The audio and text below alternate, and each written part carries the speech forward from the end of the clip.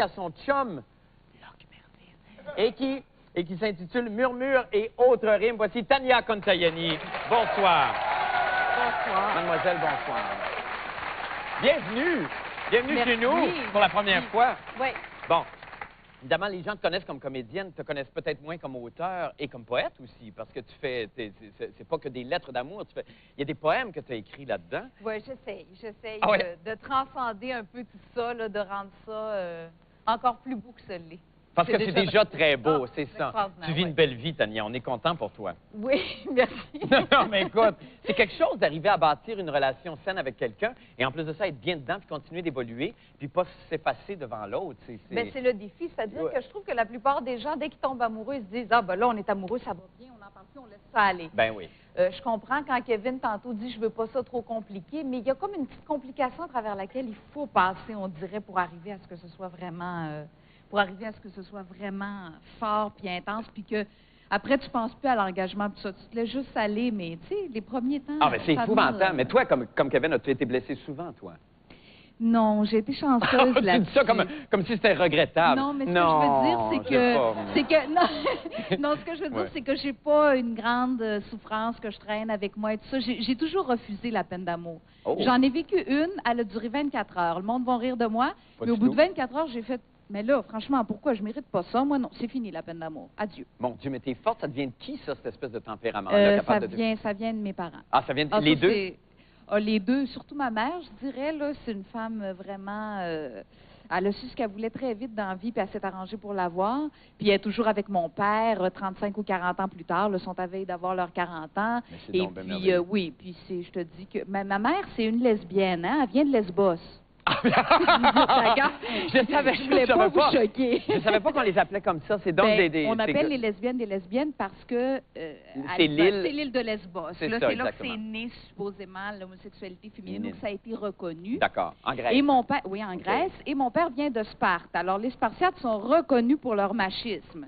Ah oui, OK, d'accord. C'est vraiment les deux opposés. Moi, je peux vous dire de quoi, c'est la femme qui gagne. Ah, ben la Lesbos est très forte. Oui.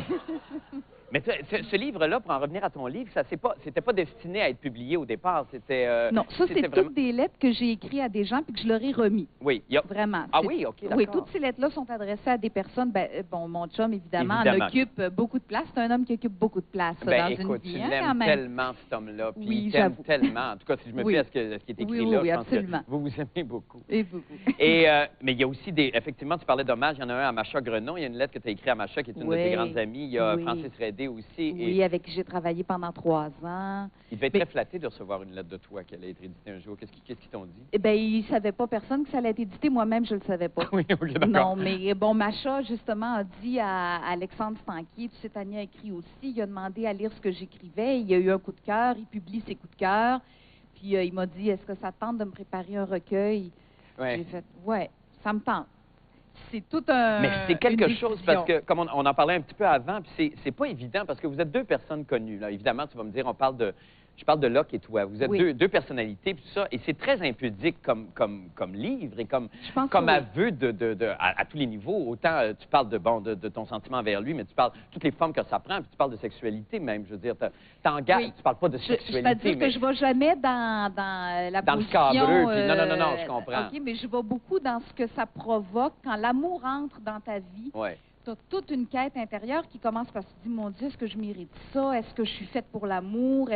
Comment est-ce que je peux... Je veux dire, j'en ai eu des déceptions avant, j'ai pas eu des grosses peines d'amour. Ben non, 24 heures, tu l'as dit, ben oui, c'est ça. Mais j'ai eu des déceptions où je me disais, coudonc, je suis peut-être pas faite pour ça, c'est peut-être trop... je suis peut-être trop idéaliste parce que, bon, moi, je mets l'amour vraiment très haut dans mon échelle. C'est une grande romantique, oui, je suis très romantique. Ah oui. Puis je mets la barre haute, je pense, pour les hommes qui sont dans ma vie. Puis à un moment donné, je me suis dit, ben coudonc, je pense que j'en demande trop.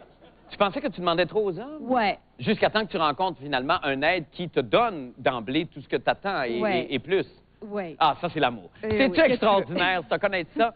Mais ça, c'était une grande privilégiée de connaître ça une fois dans ta vie. Parce qu'il n'y en a pas beaucoup qui, je pense, qui y arrivent. Tout le monde le rêve, mais il n'y en a pas beaucoup qui y arrivent. Ah non, mais je pense que c'est quelque chose que tu construis. C'est toi qui le fais. Il n'y a personne qui va te procurer l'amour que tu veux. C'est toi qui vas le faire.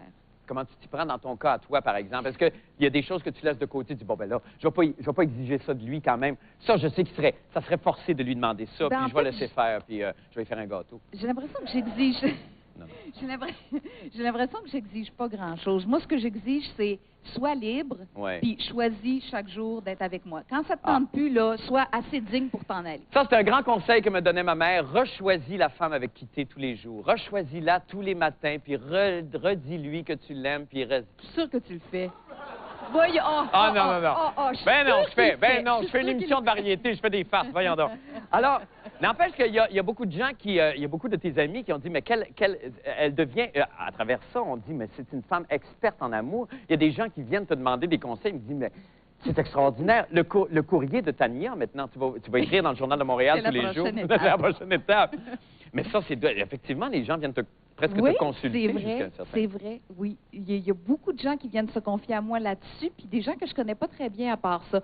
Ce qui est avantageux, c'est que je suis vraiment muette comme une tombe. Une fois que le secret est rentré, il sort plus. Ah, ça, c'est bien. Ça aide, mais il paraît que je donne des bons conseils. Ben, t'écoutes ton cœur, probablement. Écoute. Mais c'est ça, t'es une latine. Non, mais c'est ça, exactement. Change rien, t'écoutes ton cœur et ton corps. Il parle très fort, je l'écoute. Oui. J'ai pas de misère à l'entendre. Oh non, t'as l'air d'avoir du fun, Seigneur Dieu du ciel. Tania, merci infiniment. Je rappelle que le livre de Tania Contoianni s'appelle Murmures et autres rimes. Et t'écris très bien. Sincèrement, t'écris très bien. Puis il y a beaucoup il y a des passages assez troublants, mais dans les bons sens du mot, là, dans tous les sens du mot. Une belle réflexion pour une si jeune femme. Merci infiniment, Tania. Merci beaucoup. Et dis bonjour à Tcheki de ma part. On s'en va faire une pause et on revient en chanson avec Kevin Parent. Restez avec nous.